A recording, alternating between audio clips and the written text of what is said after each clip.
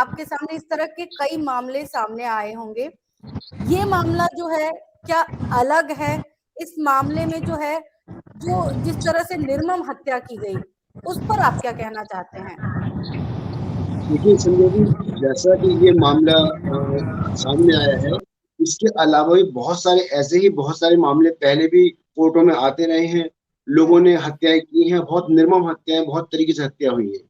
अभी मैं एक पैनलिस्ट जो डॉक्टर साहब है उनकी बात भी सुन रहा था, किस तरीके से वो चीजों को डिफाइन कर रहे थे। लेकिन मैं अगर कानून की दृष्टि से इसको देखता हूं, तो कानून की दृष्टि से it is a case of 302, एक 302 का केस है।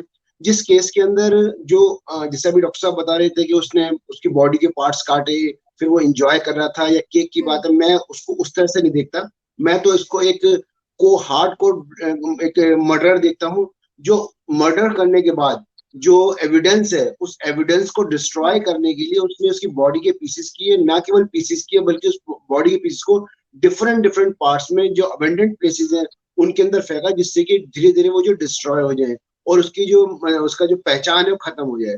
तो it is a completely hard code एक मर्डर है, जिस मर्डर के अंदर ना केवल उसने मर्डर किया, मर्डर के बाद जो है उसकी जो उसने जो एविडेंस है उन एविडेंस को भी डिस्ट्रॉय करने की कोशिश की। तो मैं इसको अगर देखना चाहूंगा तो मैं इसको ऐसे ही देखूंगा, एक प्योरली एक क्राइम के रूप में देखूंगा।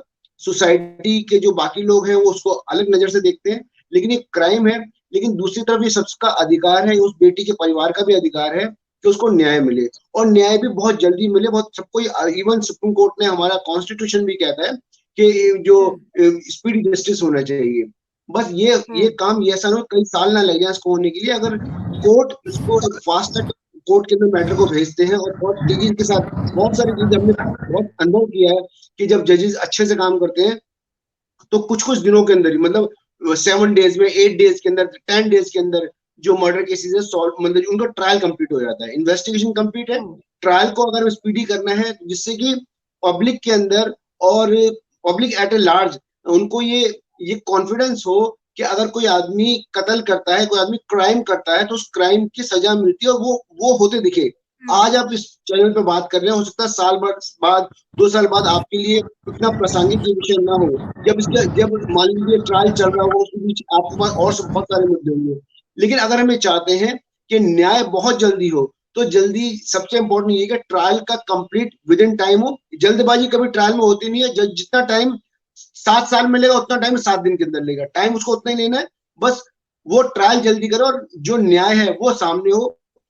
और सबसे इंपॉर्टेंट है इस केस के अंदर जिस तरीके से एविडेंसेस मिले हैं, वो एविडेंस कंप्लीटली प्रूव करते हैं, कॉरोबरेटिंग एविडेंस है, वो प्रूव करते हैं कि ये व्यक्ति जो है कहीं कहीं पर भी साइकोलॉजी का इसमें कोई, मतलब कहीं पर भी कोई ऐसा वो नहीं है, इशू नहीं है कि ये व्यक्ति साइकोलॉजी का कोई पेशेंट था या इसको मजा आता था, ऐसा कुछ नहीं। कंप्लीट एक मर्डर है, मर्डर किया है, मर्डर करने के बाद बिल्कुल कोल्ड माइंड से उसने सोचा कि किस तरीके से जो एविडेंस को डिस्ट्रॉय करें, तो इसलिए इसको कंप्लीट 302 की नजर से देखा जाए। और इसके अंदर जो अगर पनिशमेंट की एक बात भी आएगी, वो पनिशमेंट जैसा कि केस है, rarest of the rare case है, इस केस में अधिकांश केसेस के अंदर चांसेस पूरा पूरा है कि कोर्ट जो है फांसी सजा ही देगा।